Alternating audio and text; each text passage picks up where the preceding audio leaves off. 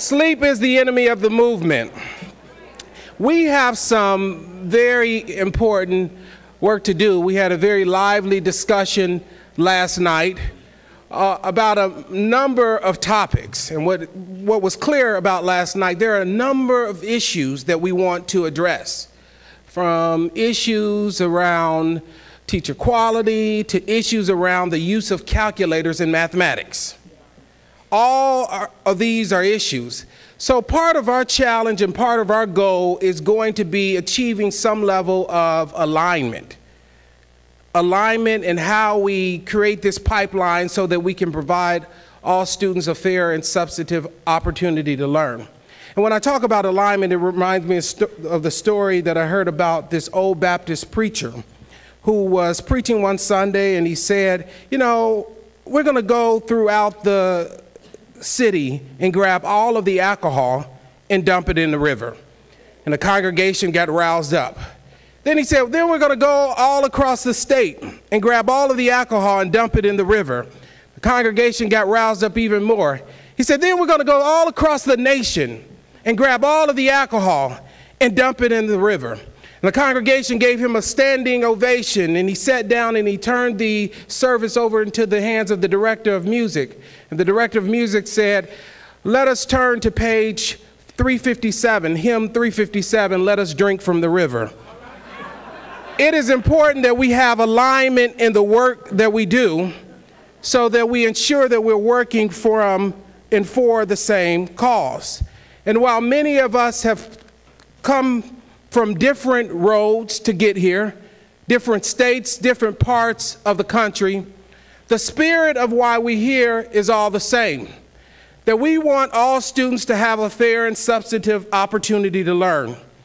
AQE, you are here today from New York because after battling Governor Cuomo on the sunsetting of a millionaire's tax, after cutting more than $1 billion out of the budget, you saw some victory last week in getting the governor to put $2 billion back, but yet you recognize that there's still more work to do because the budget is $5 billion short. But you're here. Young People's Project, you're here because you believe that education not only should be a civil right, but should be a constitutional right. And you've made that clear. Mississippi, you're here because you recognize after dealing with Governor Barber for years that it's time to provide all students in Mississippi access to a high-quality education. Arkansas Rural School and Community Trust and the Public Policy Panel, you're here because you recognize that all children in Arkansas should have access to early childhood education and be on grade level reading by 3rd grade. Dignity in Schools, you're here because you recognize that we can't grow as a country if we're pushing out, suspending, and expelling over 50% of those that we should be graduating. CEJ, the Coalition for Education Justice, you're here because you recognize the importance of extended day learning, the importance of fighting for equity. Neighbor to Neighbor, you traveled from Massachusetts and Massachusetts budget and policy because you know the importance of fair taxes and generating revenue so that we can ensure that all students have access to an opportunity to learn. Young elected officials, you're here because you've been elected to do a job, and you want to do a job that goes beyond just doing what's politically feasible and doing what's educationally sound.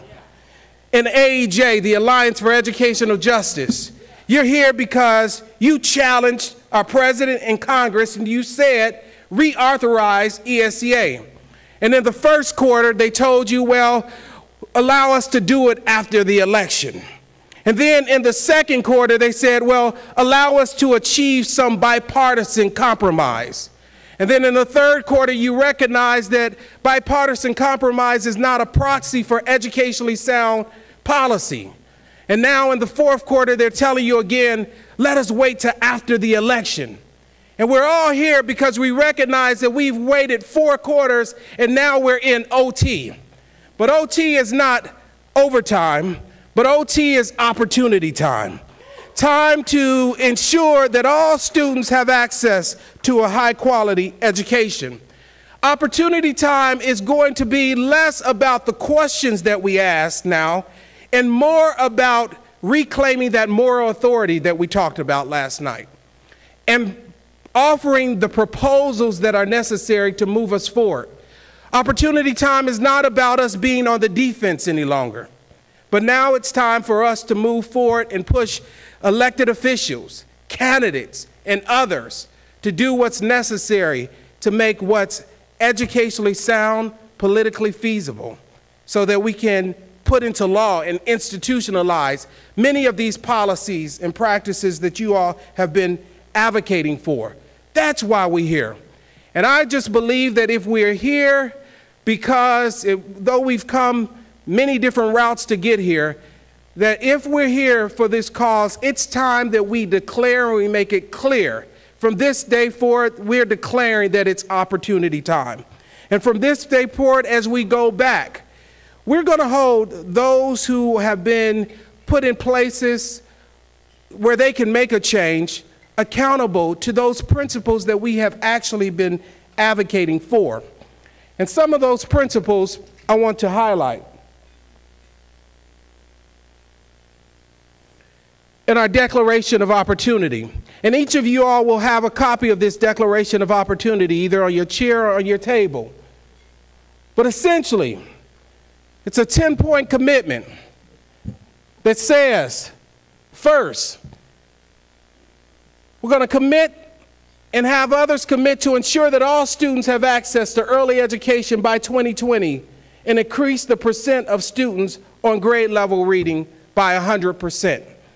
Because we know that if we are going to achieve any target to continue to maintain a strong democracy, we've got to ensure that all students have access to early childhood education. The data is clear, the research is clear, it's highly effective, it's a high return on investment, and it's something that should be guaranteed to all. And this is a principle that the Grade Level Reading Coalition has been an advocate for and effectively pushing across the country. Commitment 2. We want to ensure that federal, state, and local policies include 3 critical pieces: a plan to restore each student behind grade level, a plan to provide broader access to the education components that provide all students an opportunity to learn, like early ed, like access to highly qualified and effective teachers, and a plan to provide a bolder approach to transform the existing ed system into a 21st century ed system. Because it's not about just giving our students more access to an antiquated system, but we've got to transform the system. And number 3, we want to advocate for the supports to better prepare, recruit, retain, and place effective teachers where they are needed, as well as the appropriate instructional support for ELL students. And I want to highlight supports. So we're not talking about a strategy where we push out over 50% of the teachers. We're not talking about a strategy of high turnover, because that's not educationally sound. We're talking about a strategy where we know that we have teachers who are prepared and they have the supports to be highly effective and be retained where they are. Number 4, we want to set targets and implement policies to reduce racial disparities in school suspension and expulsion rates and cut these rates by 50% over the next 5 years. This is something, as I mentioned, that Dignity in Schools has talked about in several coalitions at the local, state and local level. Number 5, promote fair revenue and spending formulas to generate resources to support educational investments and opportunity, including fair taxes on the wealthy. Often it's said that when these discussions happen, you will see us on the program side of the conversation with the demands. We want more early ed. We want better facilities. But on the revenue side, you don't often see us. We've got to change that. We've got to ensure that we're talking on both sides of the table. This is what we want, and this is how you generate the revenue to get there. Number 6, we've got to restructure the use of incarceration in the criminal justice system to reduce the resources that are wasted on incarceration at the expense of education investment. Made it clear, if we invest on the front end, we can reduce the number of beds on the back end and recognize a cost savings. We can't continue to incarcerate and have the expectation, at the rate that we incarcerate, and have the expectation of educating the number of students we will need to educate. Number 7, ensure that parents, youth, and communities are substantively engaged in the transformation and systemic improvement of their public educational system. The Annenberg Institute has published several reports on how parent engagement is both transitive, and in communities where parents are engaged, you get higher educational outcomes. It's proven methods. Number 8, reduce by 50% the percentage of students entering post-secondary education in need of remediation by 2020. This pipeline that we're creating, a pipeline to become a global leader in post-secondary education by 2020, can only happen if we are able to bridge the gap between secondary education and post-secondary. Some states, we take New York City, where over 60% of the students require some remediation as they enter New York City's post-secondary institution. That's morally indefensible, because we're charging students thousands of dollars to pay for what they should have received in high school. Morally indefensible. We want to see a clear reduction in that. 9, make post-secondary attainment a primary benchmark and provide multiple pathways and financial support for all, including the children of undocumented immigrants. This population that we talk about as undocumented immigrants is a population that provides opportunity to our country.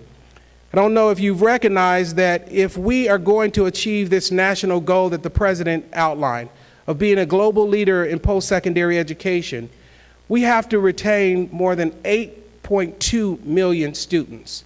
If you look at the population growth for white non-Hispanics, it's stagnant. If you look at the population growth for African Americans, it's pretty stagnant. If you look at the population growth for our immigrant population, that is our lifeline to meeting that goal. If we're able to provide those who bring their talents and skills a fair and substantive opportunity to learn, those who have been here, have gone through the educational system, they should have an opportunity to go through our system of higher education. And then number 10, finally, in order to do this, we have to employ all tactics from administration to litigation to agitation to bring this Declaration of Opportunity into reality now. And let's make it clear that that just doesn't start with us, but each person that is on any county board, school board, governor, congressional rep should be willing to use administration, negotiation, litigation, legislation, and even agitation to bring this forward. Because if this is about a movement, it's going to take us moving those beyond, again, what's politically feasible and doing what's socially and educationally sound. So this is a declaration that we're asking all of you all to sign on to. It's a declaration that we want to continue to improve. It's a declaration that we want to hold electeds accountable for signing on before they get in office. Because at any point, at any part of our agenda, they will say, yes, I support early education. Yes, I support teacher quality. Yes, I support equity. But the devil's in the details. Do you support this reduction by 50% by 2020? Do you support providing each student an opportunity? And so it's opportunity time. And in order to meet this time, we're asking you to sign on to this Declaration of Opportunity. And you have it there. You could sign on through your cell phones, just texting EdOp to 22828. Text EdOp to 22828. Or you can go on the otlcampaign.org website and sign on. But I hope that you would take it back, and we will provide additional supports to you so that you can take it back and begin within your local and state communities to have others sign on to this declaration. And what's important are the benchmarks in the declaration. We're not just asking for them to sign on to an idea, but we're asking them to sign on to targets and benchmarks in order to put the policies forward in order to meet those benchmarks. Is that something that we want to do? Do we want to hold our electeds and policymakers and others accountable? Do we want to hold our coalition partners accountable? Hold ourselves accountable? Because the president has set this man-on-the-moon goal of the U.S. being a global leader in post-secondary education by 2020. And you can't have a man-on-the-moon goal if you have a policy trajectory that's sending us straight for a two-story building. The policy has to align with the goal. And right now we have policies that don't often align with the goal. And over the course of the next several months, the Opportunity to Learn campaign will begin to put forth policy proposals that will help put us on that trajectory. Because it's important, again, we're not going to move by just the questions we ask, but it's time for us to begin to provide the policy proposals. So over the next couple of months, we're going to offer policy proposals that you all can localize. We're going to offer the shells, give you something that might be helpful to move at the state or local level. The first we will announce today, I talked about a little bit last night, is that for years we have known that there are students who are behind grade level. How many of you have students in your community behind grade level in reading or math? How many of you all have known that for years? If I was to ask, what is the plan to help them recover? Some might say, well, you know, they opened this charter school for 200 students in your city where there are over 6,000 behind or 10,000 behind. But if we look across the nation, there are over 20 million students behind grade level in reading and math. 20 million. So charters that only educate 4% of our students won't get us there. Not attacking charters, but saying it's not an instrument for the type of systemic change that we need. So we're saying that we believe that education is a human and civil right, and as such, that right should be attached to each student. So what we're calling on is for every student that is behind grade level a year or more, that they be given a personal opportunity plan. And you have this plan outlined, a one-pager in your chair also. A personal opportunity plan.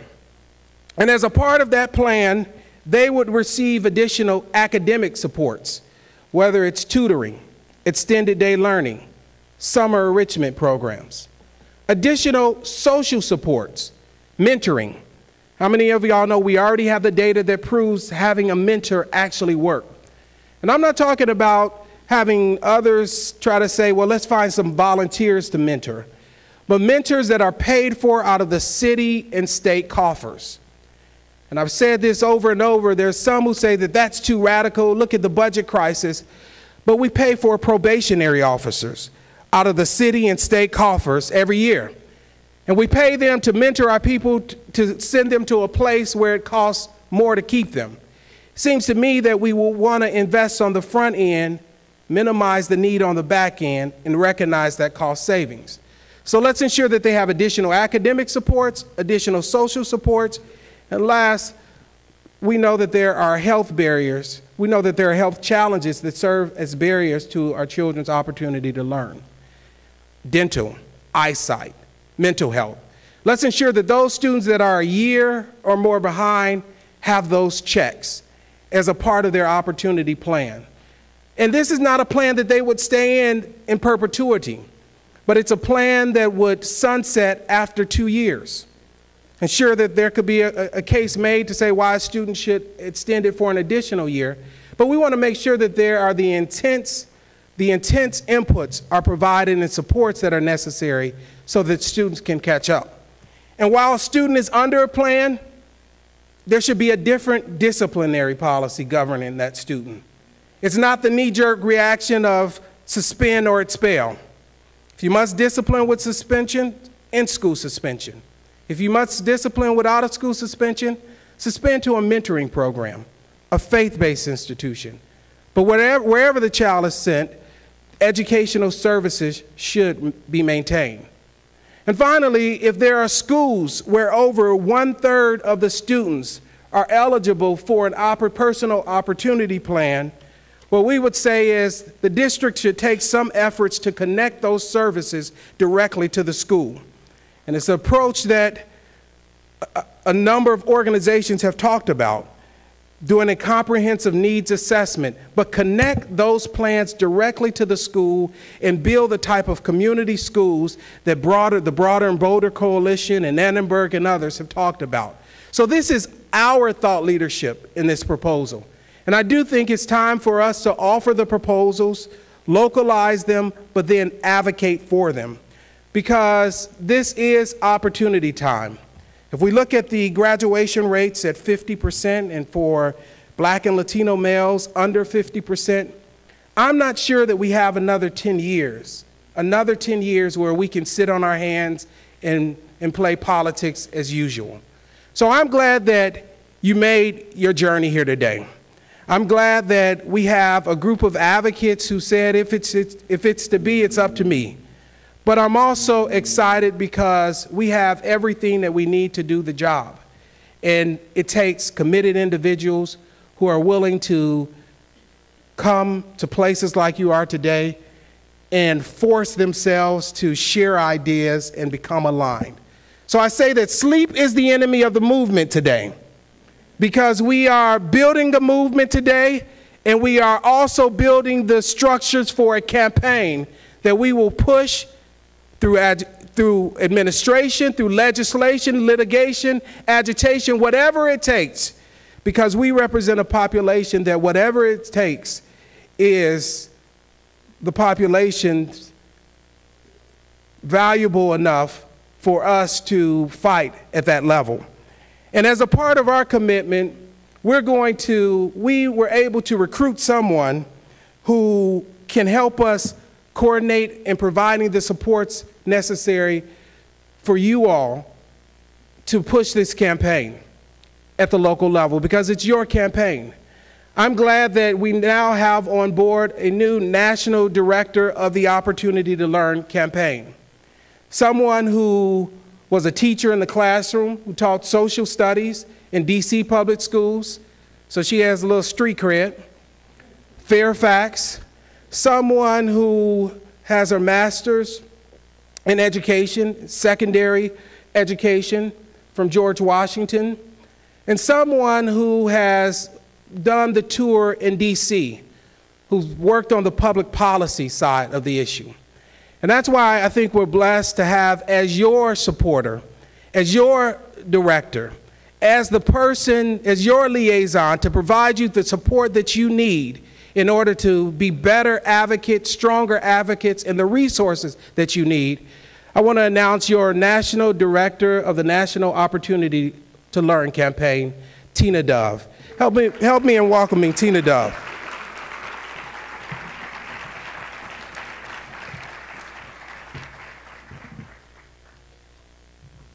Good morning. Being a teacher, I'm respectful of the fact that first thing in the morning was always the worst period of the day. It was for me. I know it was for my students, but I'm hoping that you are invigorated and ready to go, because we are so ready to have you here. I can't begin to tell you how at peace I am to see your faces. Just knowing that you traveled across the country to come here and to be with us in this summit warms my heart in a way that I can't even properly express. So thank you so very much, all of you, for being here. I know you could be anywhere else today, and this early in the morning. You could be sleeping. You choose to be here, and that measures to me. It means something to me, so I'm so glad that you're here with us. The summit, we're very specific when we thought through this summit and what we wanted it to look like and how we wanted it to be. And throughout the process, one of the things we said repeatedly is that we did not want this summit to be something you came to, you listened to people talk to you, talk at you, you became better informed, but you left sort of feeling like, oh, you know, I'm a little smarter today than I was yesterday, but okay, now what? We wanted this to be a place where we could come together as a family, people in struggle, to talk about the issues, to get updated on the issues, to meet and learn about each other, and to have the last piece of the puzzle put very firmly in place. And that is to leave this place knowing what's next. To be able to answer the question, okay, now what? What are we all going to do?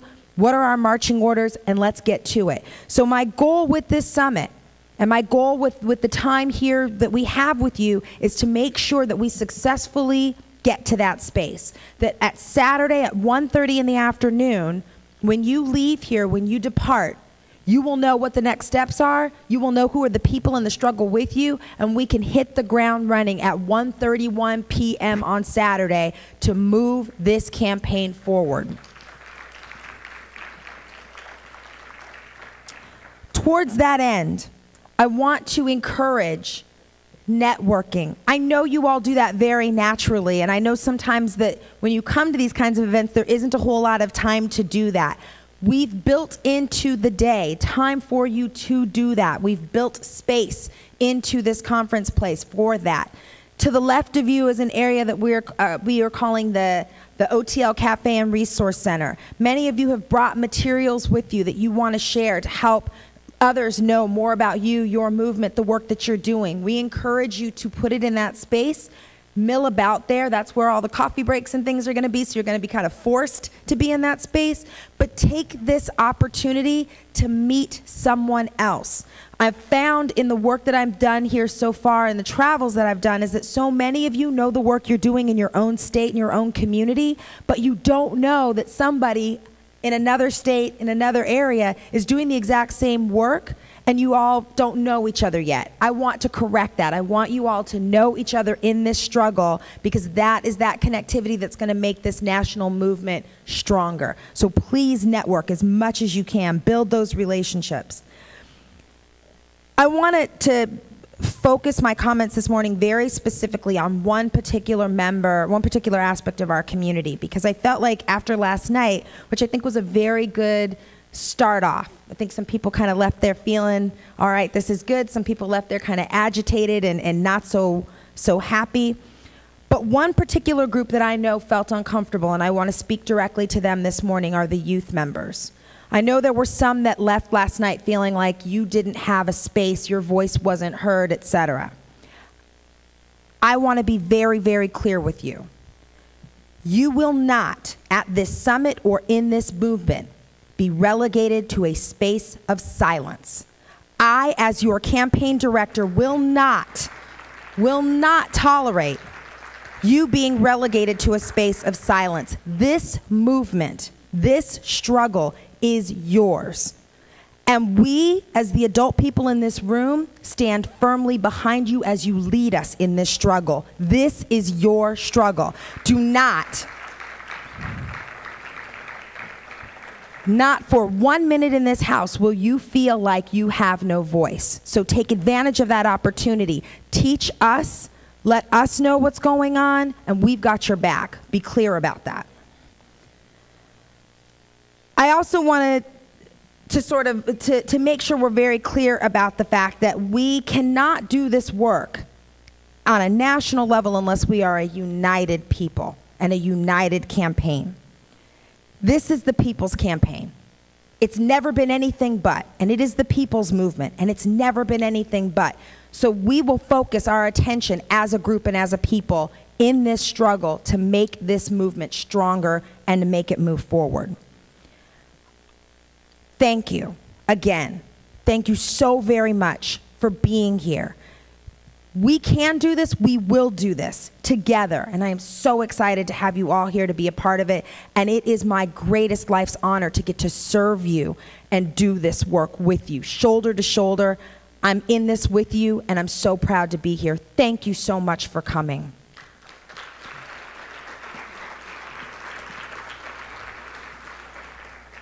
I want to go ahead and pass the mic off to someone who is an amazing advocate, an amazing brother in the struggle and is one of my dearest, dearest friends who I believe is going to do great justice to the panel this morning in his role as moderator. David Johns, I could speak for hours about him. I won't, because I think by the time you hear him talk, you'll come to understand why I feel the way I do about him. David Johns is the Senior Education Advisor for Senator Tom Harkin in the Senate Help Committee. He is going to be our moderator this morning and get us started. So, David.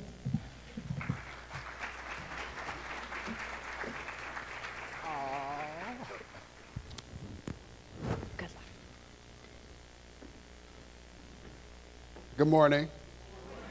So Tina mentioned being a teacher, and she excused you guys for being a little sleepy. I taught kindergarten, and in the morning they were ready to go. So we're gonna try that one more again. Good morning.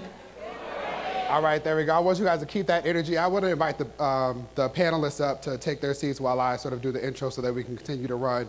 Give them a quick hand as they come up.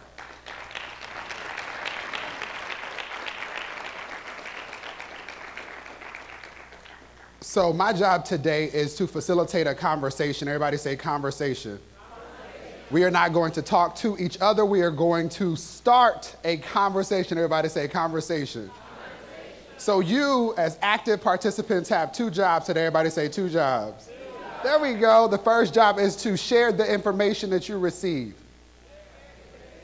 You didn't have to repeat that, but that works. Let's go with it. I like you guys. Share the information you receive, right? Some of us are really good about going to conferences. We get a little conference bag. We go home, make sure everybody knows we went to the conference. We share the bag, but we don't share the information. Some of y'all laughing because you know it's true. Some of y'all not laughing because you know I'm talking about you. So what I want you to do is make sure that you share the information. If you tweet, how many of you guys are on Twitter? All right, if you tweet, use hashtag OTL. Hashtag OTL, you can add me. Mine is at Mr. David Johns.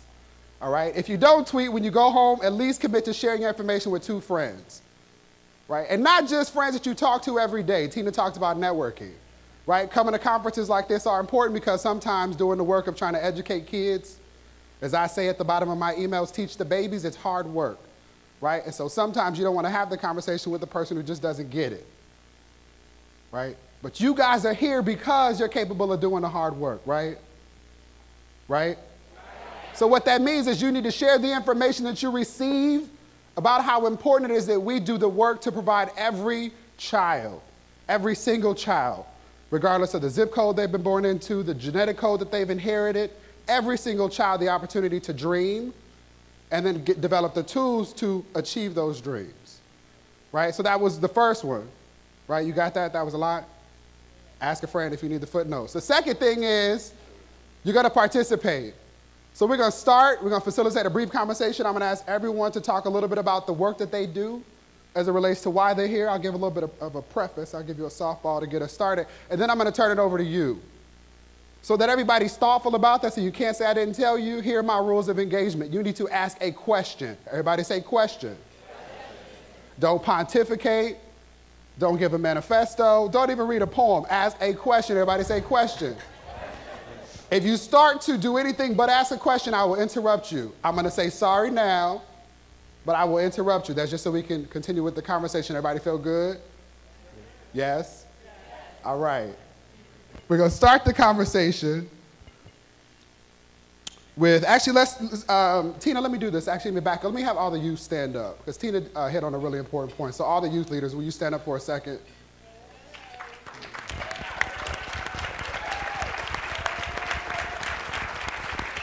Right. So I will, there we go, Victor. Yeah, there you go, Victor. So I will look to you guys to help keep everybody grounded, right? I came to DC, Tina mentioned this, after teaching elementary school, being frustrated by what wasn't happening, and I felt like my voice needed to be into the conversation. So I took a pay cut from teaching in New York, and I took a fellowship on Capitol Hill to try and figure out how this conversation happens, right? I would come to events like this, I would see people like John get really excited because you could tell that the man was passionate about change, right? And develop relationships with people like Tina to try and figure out how to move things. But what's been critical in doing this work is remembering why it is that all of us are here, right? The young people that we care so much about, right? And so I want all of you guys, I mean that, I didn't say that jokingly, I want all of the young people here to make sure that you keep us grounded, that this conversation reflects the realities that you face in schools each and every day, and it anticipates the needs that you have developing in our society. So with that, I'm gonna start with Victor, right? So Victor's gonna kick us off. Victor is a youth leader. Victor's a youth leader who's passionate about education. Why don't you take a little bit of time and tell him about yourself, sir? All right, my name is Victor Alquicera. Hi, everybody. I'm a sophomore at Roosevelt High School in Chicago. I'm a leader at the Albany Park Neighborhood Council, Voices of Youth in Chicago Education, and Alliance for Educational Justice. And I want to start by saying that in Chicago, when we think about opportunities to learn, we don't only think about the students, we also think about like the teachers' opportunities to learn. So that way they can improve on like anything that they're falling behind on, so that way they can teach their students. So now, that's one of the issues with Chicago education, is the teacher evaluation. That's what we're working on right now. And yeah. Back in 2010, Illinois State Legislature passed the new act, the Performance Evaluation Reform Act, and it basically stated that every school district in the state is required to implement rigorous teacher and principal evaluation systems.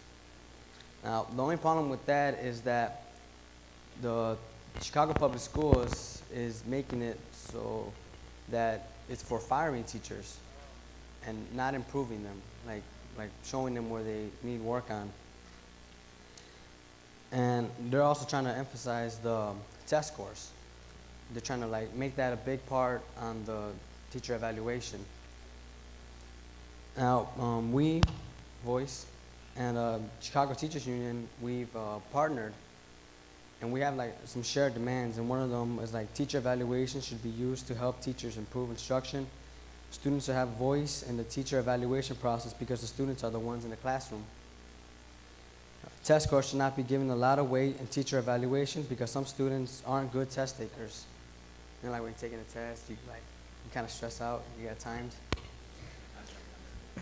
Yeah. We also believe that in classroom observations by students and teachers.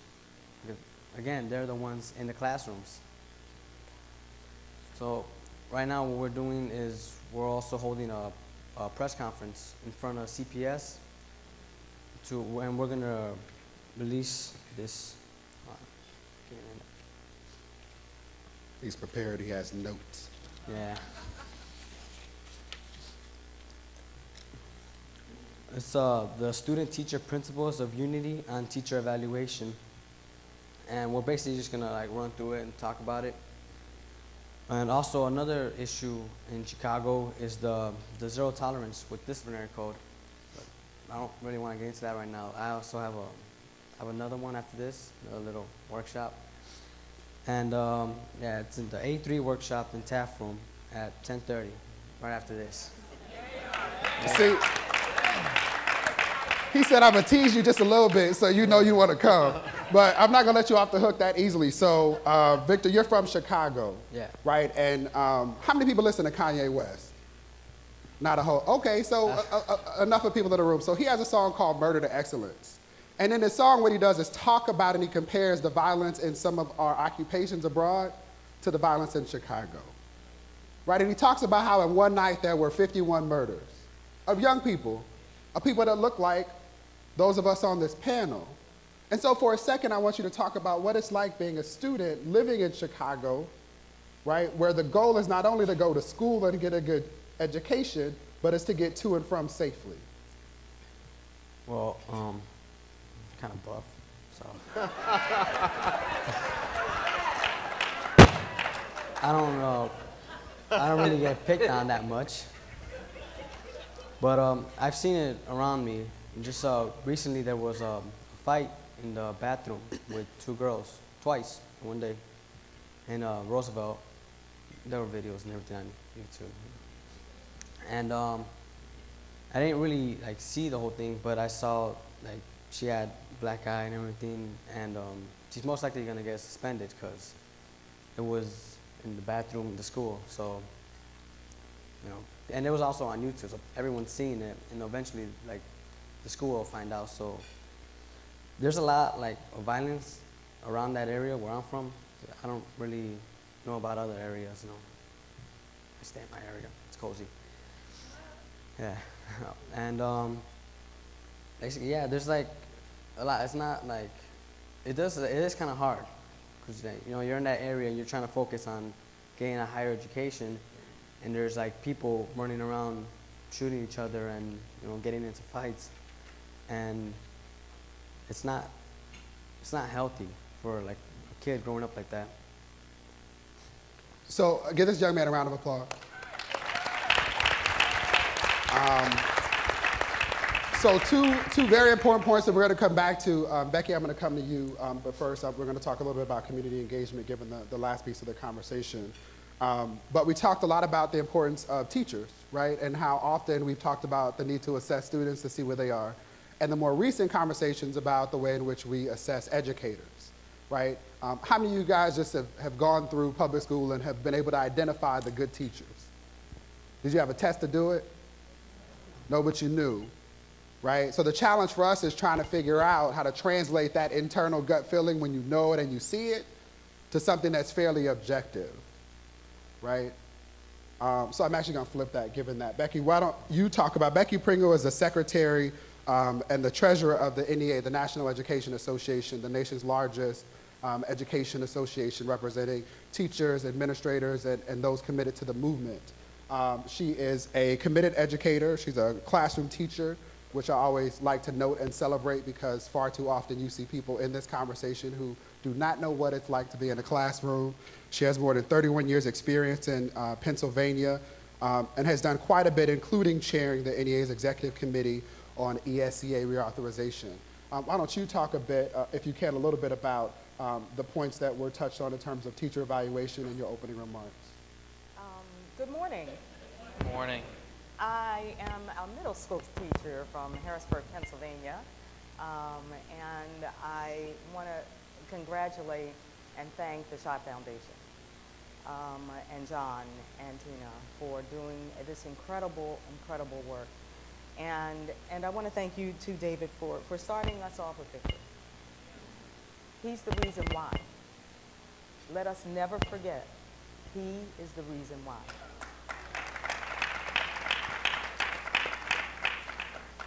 I am very proud to represent the National Education Association, our over 3.1 million members, and our 3.1 million members who have dedicated their lives to educating this nation's children.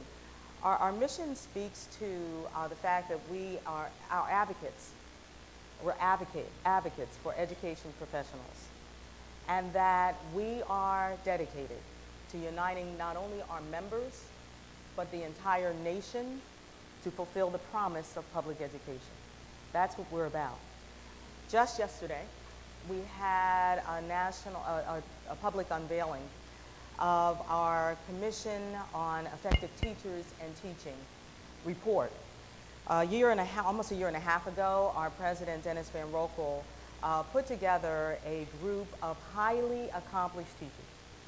They came from all over the country, diverse group of folks, but they were all accomplished teachers, from national board certified teachers to teachers of the year, to our teachers who have gone on and gotten doctorates in education. Those who not only were dedicated to the children in their own classrooms, but beyond their classroom doors.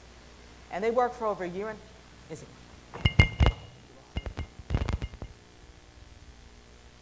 Okay, sorry. I'll try to be really still.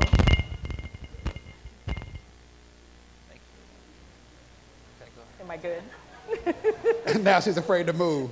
You all right, go ahead. Very still. Just use your teacher voice. Yeah, right, exactly. And they came together and they talked about that issue of evaluation. They talked about a lot of other things too. First of all, they talked about teachers taking responsibility and owning and leading their own profession. And as they talked about that, you know, we talk a lot about, Victor talked about that evaluation systems that are designed to be gotcha systems instead of grow ya systems.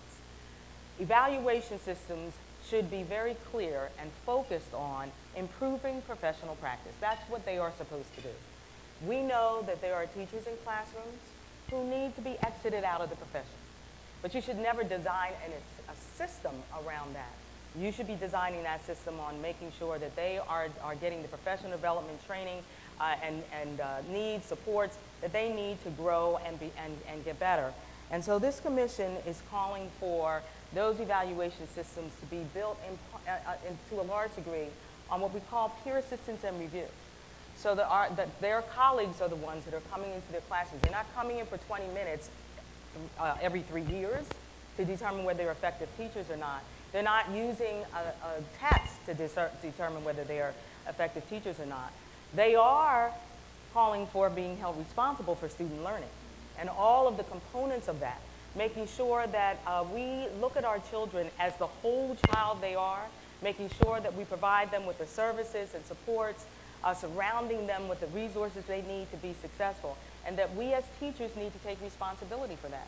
And any evaluation system that's designed builds that into the evaluation. And so we are dedicated to making sure that throughout this nation, we have these kind of systems set up, peer assistance and review, so that we are training our accomplished teachers to evaluate each other and holding each other responsible for improving professional practice. And then, in addition to that, you know, we know that we can't do it alone. Not only can't we do it alone within the school, we can't do it alone within the entire system. And so we are calling for training our teachers to make sure that they know how to reach out into the community and leverage community assets, making sure that they know how to deliver education to every student, regardless of what they bring to the classroom, and making sure that they need to open up their doors and learn from each other. They need to go into each other's classrooms and support each other. They're not only responsible for the students in their classroom, they're responsible for all of the students in that school. Wonderful, thank you for that. Everybody give a round of applause. So in DC, we like to talk in a lot of adages. And one thing that I want everybody to take away is, and repeat it after me, say, grow you, not got you. Grow you, not got you. I like that, right? That was, I thought, particularly eloquent as we have conversations about how it is that we help educators. I think effectively what I heard you say is that we need to make mediocrity uncomfortable, right? We need to make it such that everybody in the school building is committed to excellence.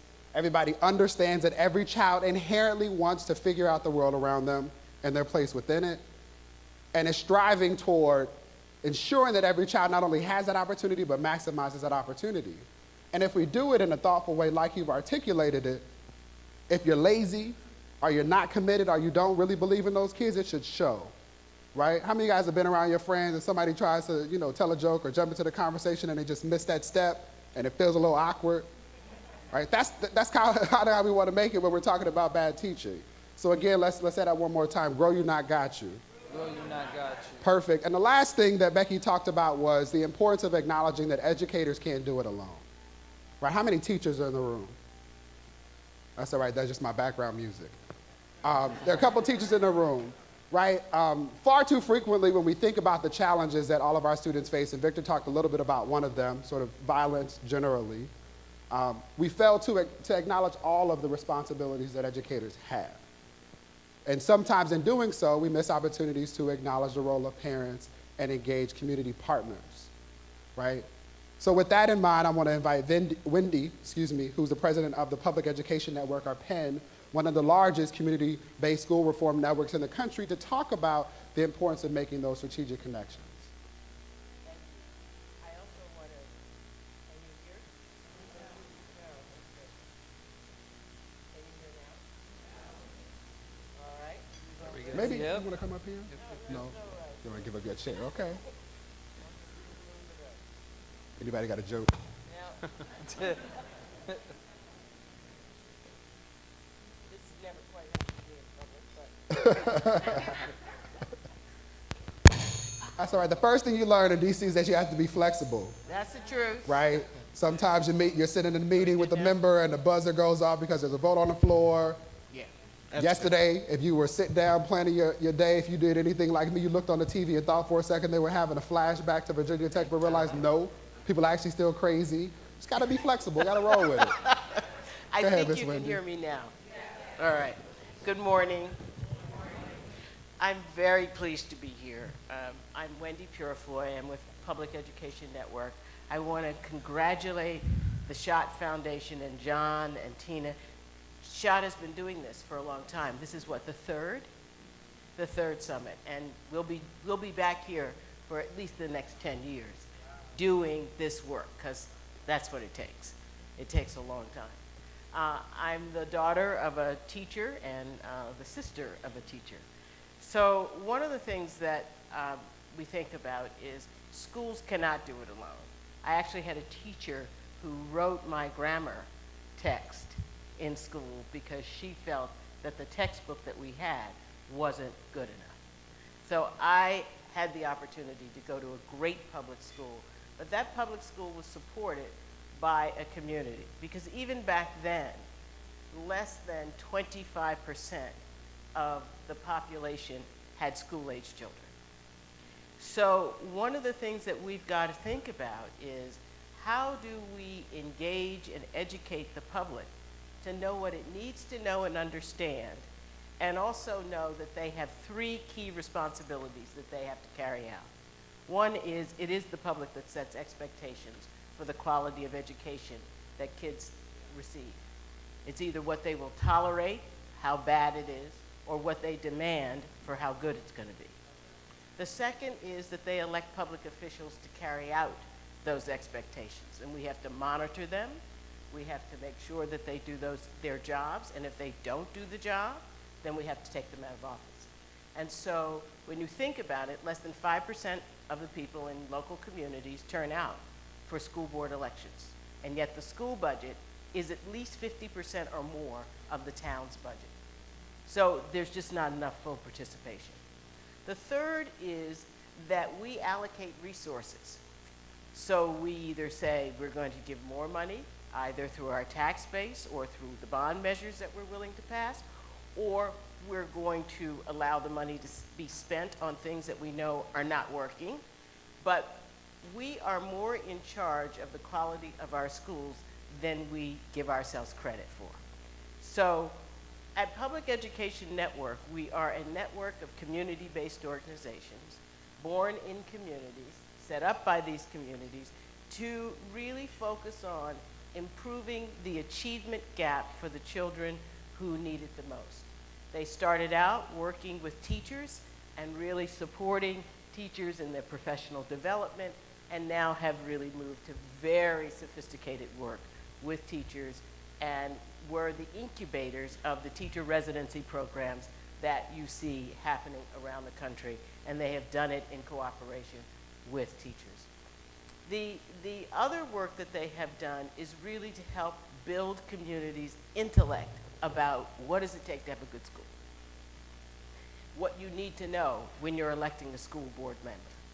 How do you analyze the budget? What are the sets of things that a citizen needs to know and understand in order to be an effective participant in that community and to be able to be accountable? We've been working together for many, many years, and each local education fund located primarily in urban areas around the country has worked closely and partnered with their school district. They have raised and distributed over $4.5 billion over the course of their being around since 1983, and all of that money has been applied to increase student achievement and to support the various strategies that would increase student outcomes. We just made a recent commitment, and we are happy to sign on to the compact of the Schott Foundation. We do believe that public education is a civil right and the access to it. So we've committed ourselves to graduate 100,000 students over the next 2 years, graduate and put on track in the communities that local education funds serve. A group of 33 of our 77 members across 34 states and the District of Columbia have come together and formed a compact that says we will work to put on track and graduate 100,000 students over the next 2 years. So that's our commitment to this opportunity to learn. It's going to take a lot of work to do that, but the most important part of that work that it's going to take is making sure that the public understands why it's a problem, that kids are not graduating, what it costs taxpayers, what it means in terms of the loss of money for this country. So we are going to be on a big education campaign to help Americans understand why we must have every child a graduate in this country ready to go on and enter college and succeed. Please give Wendy a round of applause.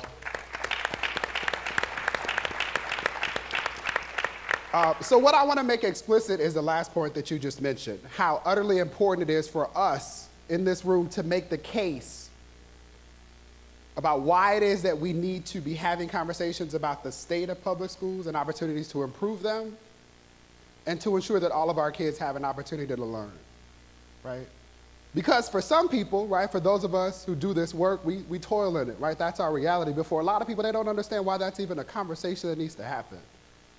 Right? It confuses me because anybody who's lived in a major metropolitan space or a rural community, right, over the last 15 years has seen the economic and social fabric of our country erode, right? There have been report upon report, whether we're talking about the Schott Foundation's report on the graduation rates of Black and Latino men, or the reports that came out of Teachers College several years ago quantifying the numeric cost of this crisis.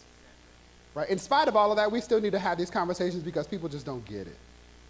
And those who do are often not acting in the best interest of our children. And so to be clear and to connect some dots, right, Becky and Victor gave you just pieces of the puzzle that paints the picture of the challenges plaguing our schools right now. Right? And Wendy gave you a little bit of context to understand how it is that those problems are being addressed by the people who care outside and within the school.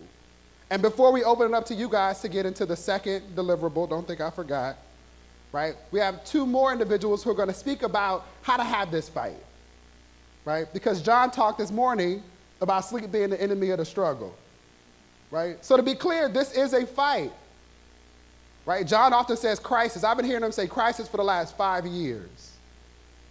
And he acknowledged early on that some of you guys are agitated. It's okay to be agitated. As long as you don't give up, let's channel it, right? And with that in mind, I want John to talk about how it is that he, as a superintendent, decided to fight the system, right? So to be clear, when you talk about movement, you have to have an inside strategy and an outside strategy. Watch how I set y'all up. John is going to talk about the inside strategy. That's good. Right? You see where I'm going with this? And then Alberto's going to talk about the outside strategy. And then we are going to have a conversation about how it is that we accomplish the 3 principles that Wendy set forth. Everybody got it? Let's go. My name is John Kuhn. I'm superintendent. My context is a little unique. I'm from a very rural town in Texas. I have 380 students in my school. Our African American population is 1/2. That means 1/2 of one person, not half of my student body. Okay? I previously worked as a principal in a larger school.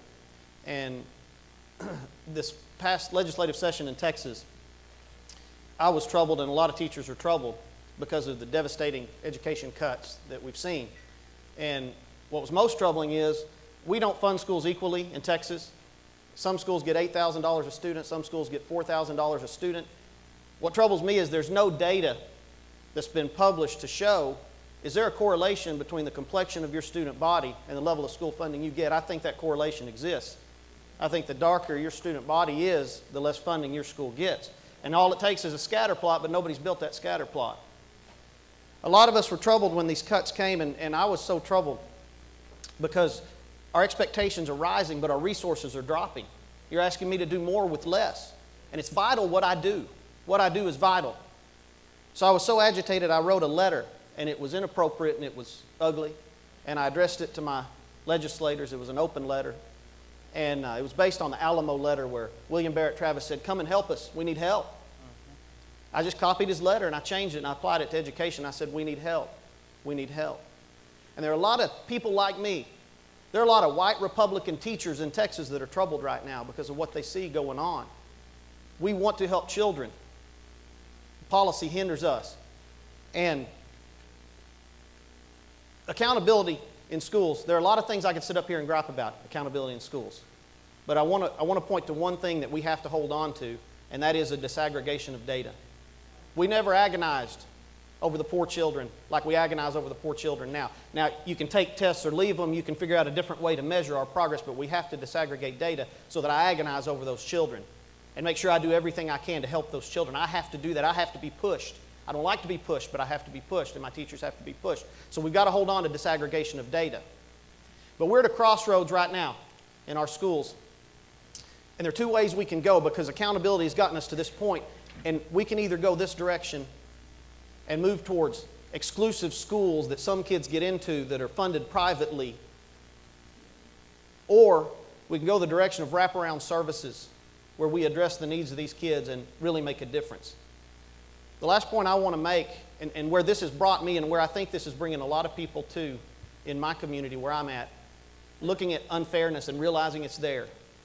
See, it's been easy, I think, to ignore unfairness that hits other communities. I had my first conversation with a black person in college. First time I ever had a conversation with a black person. And that's the world I'm from. I'm from my world. I live in my tribe. I have to go back and face those people, live among those people, be respected among those people. So we defend ourselves and we defend our own and we hold on to what we've got and we don't share. Okay?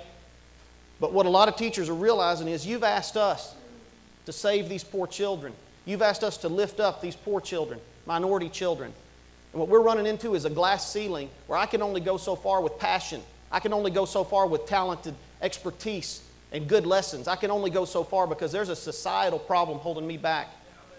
See, we don't have an educational crisis, we have a societal crisis. And so the last thing I want to share with you, until we replace data-driven accountability with data-driven equality in this nation, we're not going to fix it. If I was in charge, the federal government would say, we're going to have a data-driven equality system. The 50 states will each publish their data. We're going to set benchmarks. Equality and incarceration. If 30% of your state population is Hispanic, then 30% of your prison population should be Hispanic. And if it's not, you're going to work to get that in that direction. Data-driven equality would look at health care, equality in health care, equality in college enrollments, equality in clean air and clean water, equality across the board, child abuse rates, drug abuse rates, equality in income levels, equality in employment levels. If we're not measuring that, publishing that, holding states accountable for moving in that direction, we're not doing our job, and we're holding teachers back from doing their job. So that's kind of where I'm at as an educator, saying we're working, but it's not enough. The next step is school reform that steps outside the school and helps the community. Thank you. John Kuhn for Congress. I won't get votes where I'm from. Look, so time out. You guys laugh, but I say that with all sincerity. Tina said this in my introduction, and I should have done a little bit of housekeeping. If there are any reporters in the room, at least what I say is off the record. I work in D.C., know the game you're playing. So the point I just want to make, there are two. One, I like John. I like John a lot because you could tell the moment he opened his mouth that he was passionate about this subject. And there are similar moments where I get so excited that I want to contain it, but I just can't. So I feel that, and I felt it because I do this work every day, right? Tina mentioned that I am a federal policy advisor on the Senate Help Committee, the committee responsible for reauthorizing ESEA, Elementary Secondary Education Act, the bill everybody likes to hate as No Child Left Behind, right? In doing that work, I am the only one, single, me, whole me, only black man, period, right? Not something that should be celebrated when we're talking about conversations that impact people that look like me, that have come from the communities that I've come from rural Texas or from Los Angeles, California, right? And so it's important that we hold on to that passion and that we also think about ways in which we can leverage the experience of people who are in the classroom to inform the debates that are happening in the halls of Congress. Right? With that in mind, before we open up this conversation, everybody again say conversation. We're going to turn to my brother Alberto, who is from the West Coast, which just happens to be the best coast, right? Don't do it. We were doing so well. He's from Los Angeles, and he is a community organizer, right, in South Los Angeles. We talked about violence earlier. I visited a school this past summer where kids had to walk through 3 gang territories in a 15-block radius, right? It's real in the streets where this man works, right? So can you tell them a little bit about the challenges in terms of helping to enroll people and facilitating this process? Sure. Good morning. First and foremost, it feels good to be in front of you and be able to say that I'm on the record with everything I say. Considering I was at the department for a couple years, and at the department I felt like the public narrative was all about the achievement cap and accountability. The public narrative was oftentimes about this global competition with India and China. And now that I'm back home, back on the streets, and back with my community, it's just a reminder that that public narrative, while it may be true or not true, is just not what we're dealing with on the ground every single day. I think that for us, it's very simple. It's about valuing human life, valuing human potential, and removing the barriers and obstacles that get in the way of making that potential possible. And that is at the very core of our work. It's at the very core of what this country is supposed to be based on, this notion of democracy. And until we put a human face back on this problem of public education not serving all students, if it's simply based on numbers and data, we'll never be able to move forward. We can have the best research. We can have the best ideas. We can have the best campaign. But our ideas in our campaign and our policies and our research will always be on the periphery unless we build power. And I feel like, for me, the single biggest lesson I learned in the little bit of time I was able to work and travel, but certainly reinforced back home in South Los Angeles, is that we have to build power.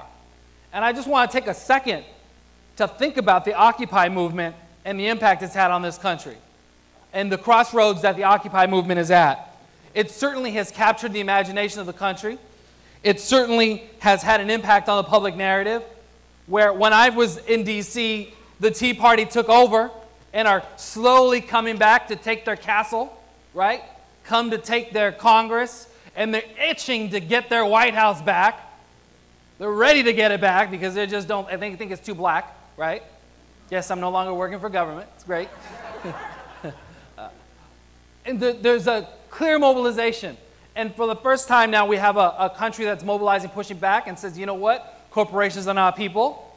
The 1% needs to be held accountable for their corruption and for their greed and for their creation of inequality. And so what I want to take out of that page around what the Occupy movement has done is that we have to think bigger, right? And what I appreciate about the Opportunity to Learn framework is that we're trying to think bigger. But if the Occupy movement, or if we do not put power behind our rhetoric, we'll be continuing to have this conversation over the next 5, 10 years. For me, what does political power mean? How does it express itself? It expresses itself in several ways. One, if we can get 20 or 30 of our states to change its funding formulas and create reasonable, sound tax and fiscal policy that really hold the wealthy accountable and provide fair taxes and provide the resources that are affecting our communities, that's going to begin to shift the debate. Because we're not only talking about changing things, we're actually moving resources. But in order to do that, we have to build political power, we have to register people to vote, we have to build an apparatus, and we have to build the values base that brings all of us together, whether you're white, black, brown, yellow, Asian, middle class, and poor, to vote on the kind of issues that really matter. So I think for me, to answer this question around the outside strategy, power is at the center of it. And one of the things I appreciate about the Young People Project and what they're doing about their push is that it's not just about an opportunity to learn for them. It's about our fundamental right to learn.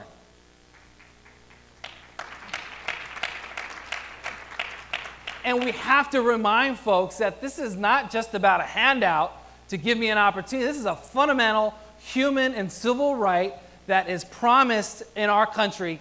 And until we put that human face to it, none of that will change. Last but not least, I think that one thing that will also change the equation. And we have to figure this out, how to do it together, leveraging the work of the Public Education Network, leveraging the work of the Opportunity to Learn, leveraging our relationships with NEA, is we have to absolutely put a human face to the problem. We need to have panels with 5 victors up here. I'm just saying, we need to put Victor and all of the youth in here, and we need to stand behind them and go to Congress and let them know, let them speak to what their experience is. To close, in April of next year is the 20th anniversary of the civil unrest in South Central Los Angeles. And to be quite honest, the economic conditions and the educational conditions haven't changed much.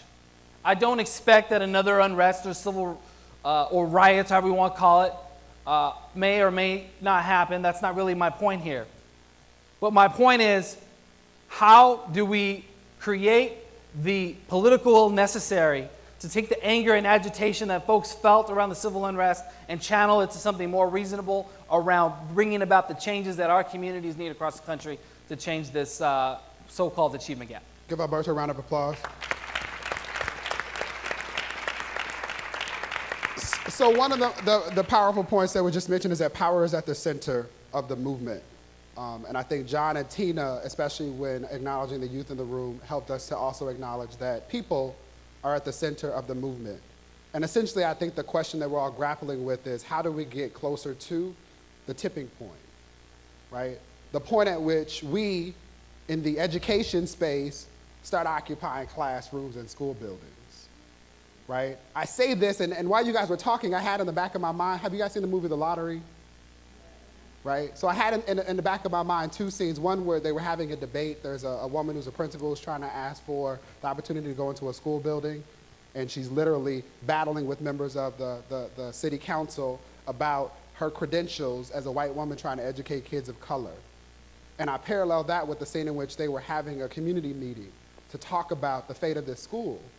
And what was clear is that there were so many parents who were there to argue for this school building who probably never stepped foot in that building before, right? Who saw kids go in year after year, come out, fail year after year, sit on the corner year after year, and had not gotten to the point of being so upset that they wanted to occupy something. So at a minimum, I'd like for us to entertain the question, how it is that we get to the tipping point, right? This is now where we accomplish goal number 2.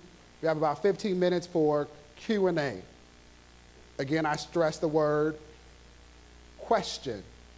There's a young lady up here with the mic, so if you have one, please raise your hand.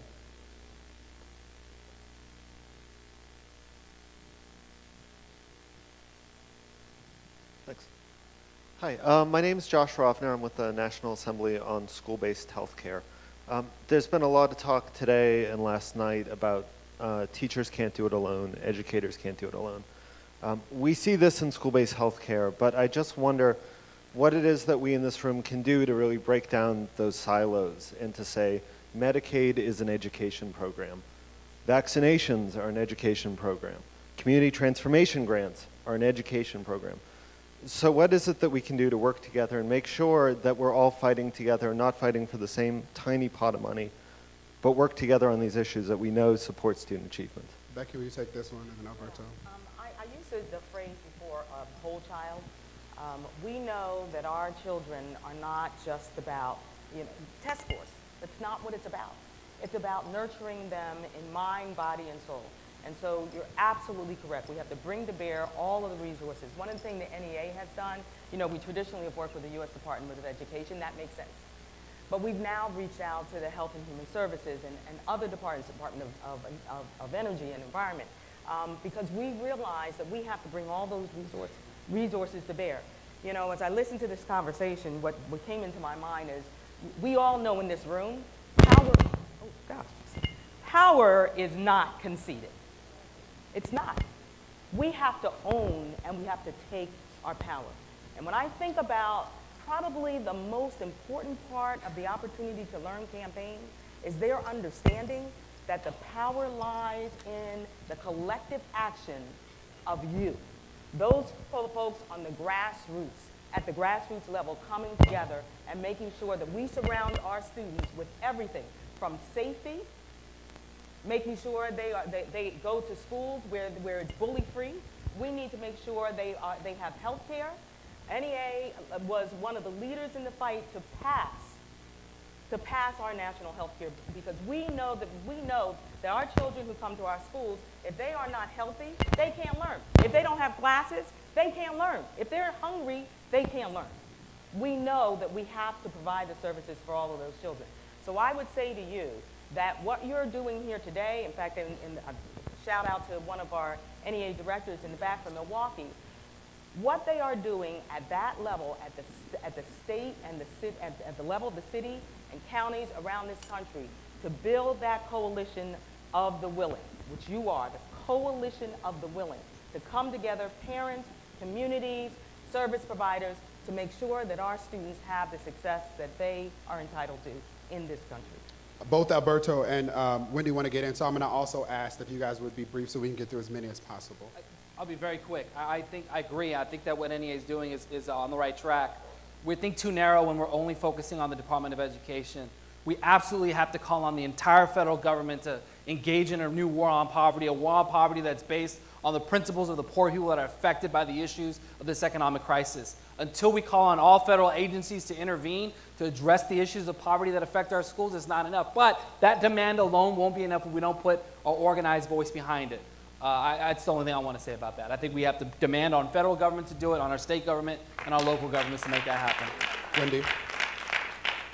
I've often wondered why children didn't organize and say, I am not going back into that school until I have a school that is worthy of my mind, worthy of my community, and prepares me to live in a democratic society.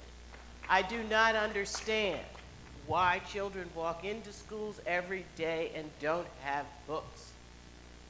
So I guess my question would be, what would it take for us to have the children of this nation say, we are leaving until this is done? Let's hold on to that. I definitely want to come back to that if somebody doesn't ask a related question.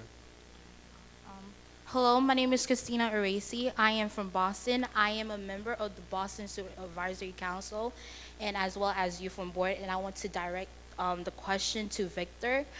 In Massachusetts, we passed the teacher's evaluation policy, and I want to know the statute of the teacher evaluation campaign in your state.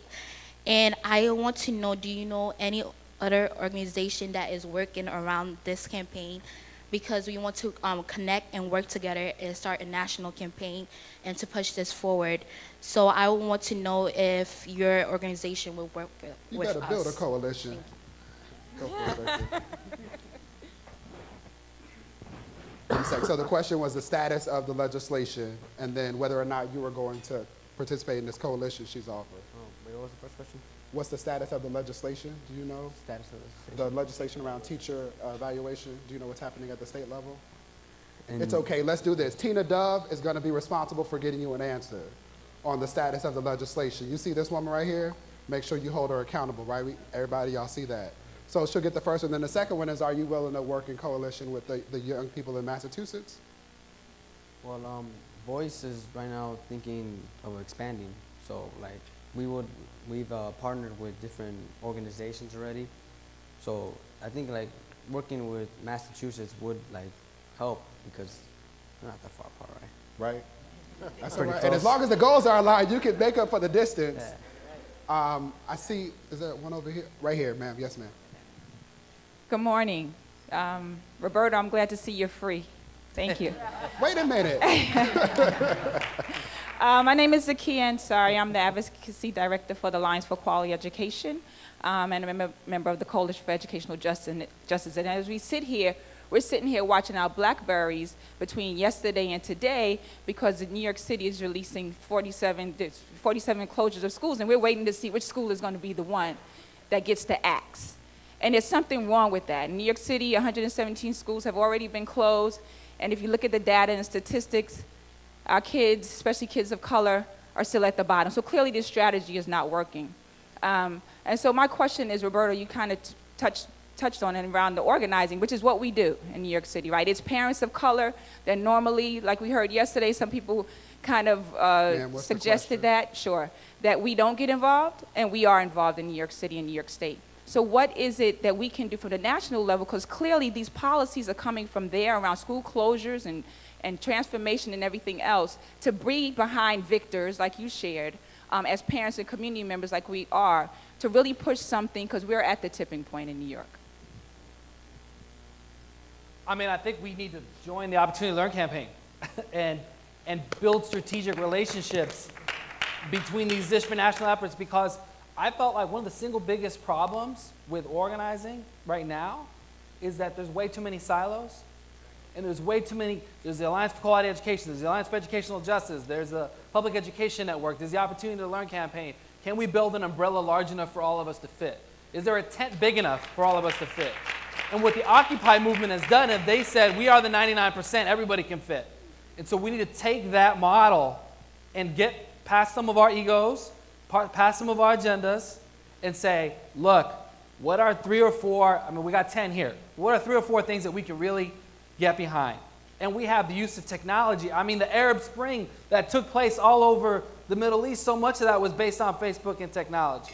And I know that some of our parents, some of our communities aren't necessarily using all of that just yet, but we have to be much more creative to get past sort of the geographic and political boundaries we set in front of us. So for me, what role I want to play and help move that forward, at least back now I'm back at the coalition, is help to advance structures that allow more of us to work together across different geographies, across rural, urban, suburban. I mean, this connection with a brother from Texas is a big connection for us to connect with folks like you that are moving this issue so that we can all sit together. So that's for me how I think about that question. Building a tent. Let's go to the back of the room over here.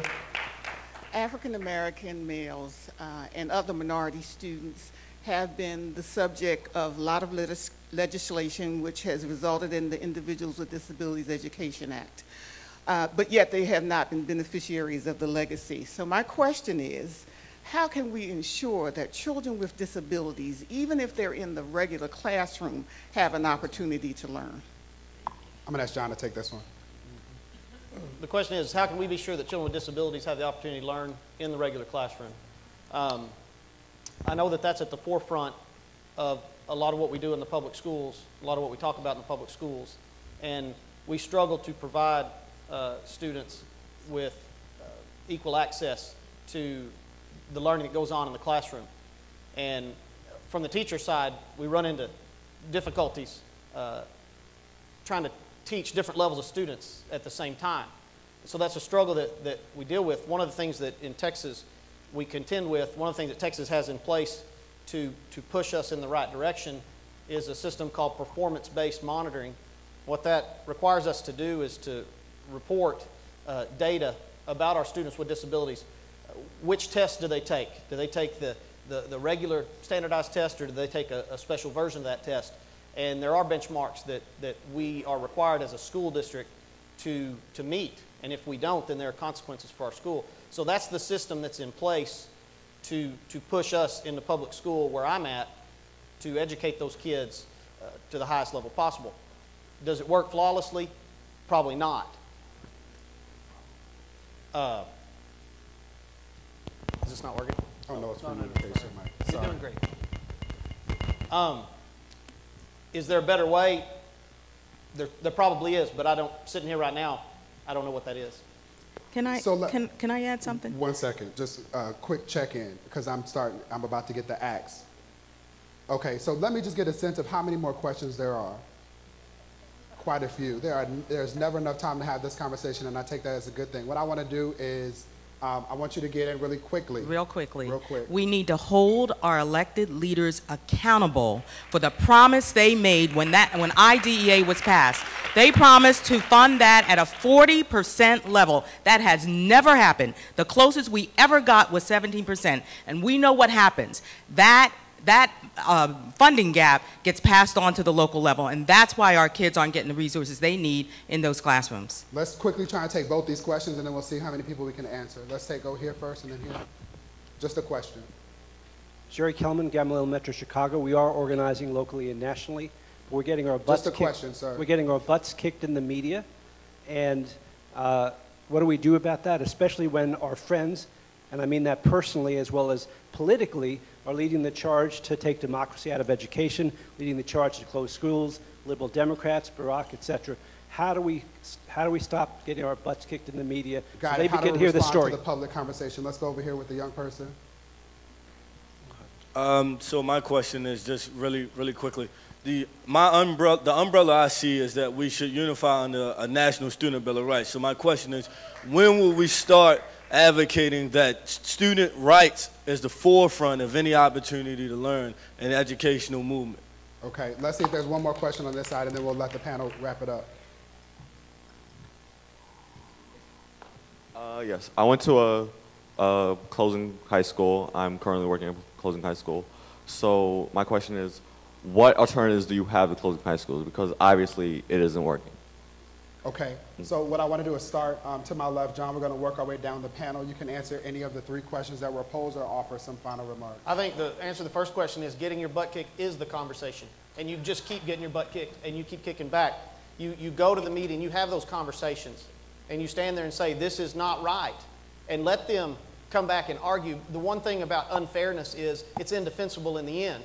That's one thing that there's a sea change going on where I'm at. A lot of very conservative educators are saying, okay, all these policies, it's not fair. And eventually, morality trumps rhetoric, eventually. And so you just have to keep having that conversation. And the question over here, can I get it repeated? I'm sorry, I forgot. Closing schools. Yeah. Closing schools. And what was the question?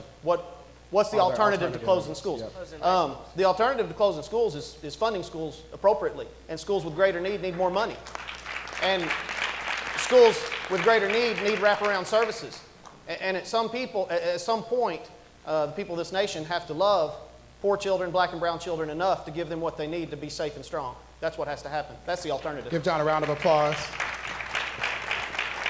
Victor, final thoughts? I have no comment at the moment. Brother, you too smooth to have nothing to say. Can I answer his question? You can answer whatever question you'd like. What was the question you had?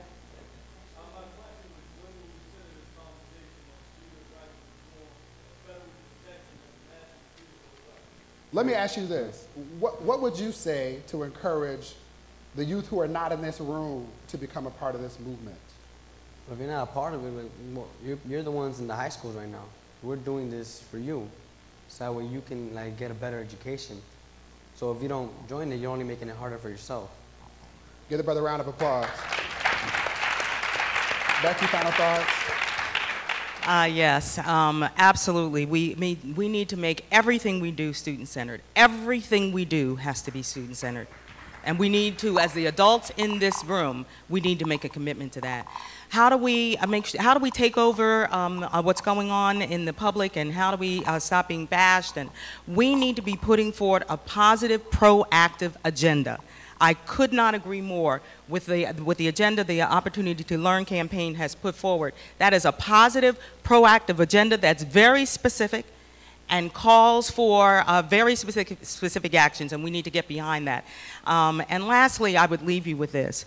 W.E. Du Bois captured it well. You know, we know that the freedom to learn is the absolute most important thing. We must fight to the last ditch. Do you hear me? We must fight to the last ditch to keep open the right to learn. We are the adults in this society, and we need to surround our children with the help and the resources and the love that they need to be successful. Let's give a round of applause. Alberto, final thoughts? 3 quick thoughts. I think on the messaging, we need to encourage our funders to invest in strategic communications and build our capacity, be able to have an impact. The opposition has a pretty well-oiled machine, and we need to build up our capacity to be able to engage in that conversation. Number 2, I think for the question that you asked about the Bill of Rights and students, for me, when the civil rights movement took place, and when the civil rights leaders weren't moving quick enough or were being too conciliatory, it was the youth that decided to launch the effort to do sit-ins and get on buses and make it happen. And so at the end of the day, I think we need you to lead us. And if we're not following you now, over time, if you build your movement, we will follow. And I know that that places the onus on you, and that's probably not necessarily the best thing to hear. But at the end of the day, that's what we've seen historically, and we need you now more than ever to move that forward. The last thought I had just on closing, and I wish I had mentioned it earlier, one crisis I feel that we're faced with is this ongoing antagonistic or not so antagonistic but not great relationship between communities and teachers' unions. We have to figure this out, because if we don't figure out that tension, it'll continue to be a space where not only folks will divide us, but we'll even divide each other. We have to get past that. Well, we have to be able to authentically listen to each other so we can build power on the ground. Until we do that, we're going to be in trouble. Amazing. Thank you. Wendy, final thoughts? One day, kids could walk out of school for one day and say, we are not going back into these schools until these schools are worthy of our country and of the state. That's one thing I would say. The other is we have media now that's just not traditional media. We got 200 cable channels. We have Twitter. We have all these kinds of blogs and posts. We need to start creating our own powerful media around this. We can do that and be very, very clear about it. The other is we need to figure out some kind of bank account, some kind of dollar, so that we are buying stock at Fox, so that we have something to say about what Fox is. We are buying stock at NBC, it's, CNN. I don't even have a TV, so I can't name all these stations. But the bottom line is that we have got to get some economic power in some of the places where this news is being produced. Give them a round of applause. So let me apologize to those of you who were not able to participate in this part of the conversation. I know you guys are here for a little bit more time, and I hope that you are able to continue the dialogue amongst yourselves as well as with the panelists. I just want to acknowledge a few of the points as we think about messages to take with us. So John encouraged us to have the fight, to acknowledge the complexion correlation, and to push for economic equality. Victor reminded students that this conversation is about you, your future, your economic viability. It's about you. Becky said to remain student focused and to fight until we can't anymore. And she amended my little tag which says teach the babies, and she reminded us that we need to love them too. Alberto encouraged strategic investments, acknowledging the brother's point about how we're losing often the message war. He encouraged the youth to lead, echoing what Victor said, and also reminded us that we need to work together, to put the ego aside and stay focused on the shared goal of ensuring that all of our kids have the opportunity to learn. And Wendy echoed all of that, encouraging activism. She suggested buying stock in Fox, a novel idea, but again asked us what would it take to get to the day when kids walk out. When she initially asked the question, what I thought about was my own experience as a student, and then that again as a teacher. And I thought that it wasn't until I graduated, when I started to travel the world, where I was able to make sense of the differences that I saw in the community that I lived in and the school that I went to. And so I thought about how difficult it is for the kid that lives in Southeast, who goes to the failing school, who has a teacher who says, I don't care about you and I don't think you can learn, who has the classmates who also haven't bought into the idea that this education game will lead to something, right? They need something different.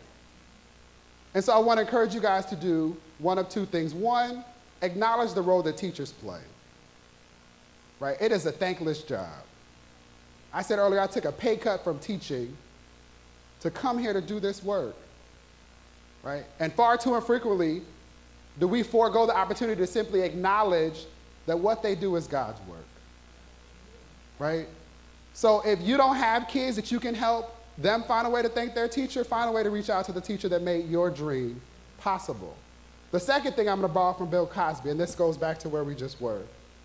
He got in trouble for saying this a long time ago. What we need to do, what everybody on this panel has said in one way or another, is to put bodies on kids. All they need is for somebody to say, I believe in you, I think you're talented, and I'm gonna support you, right? Too seldom do they have somebody say, I'll do you one better, and I will love you unconditionally. And at the point in which we as adults can put aside all of the things that come with growing up and learning how to be polite and make your money, and go back to where we started this conversation with Victor, and with ensuring that all kids have the same opportunities we have had, right? We'll get to the point where we can come back in 5 years, but I'm not coming back to have this conversation. I'll come back to talk about the challenge of having too many people wanting to be teachers, right? We've had this conversation for far too long, a lot longer than I've been alive, right? And so what I hope is that you take, because there was a lot that was delivered, right? I'm still sitting with a lot, and we could probably talk for a lot longer. Oprah better watch it, because this is comfortable. But there was a lot discussed. I again go back to the two things that I asked you guys. You did the second one, you participated. I hope you continue that throughout your time here when you go home. But the first thing is really important. Share this information. It's the only way that we'll get to a point where this tipping point question will cease to exist. Thank you and have a good day.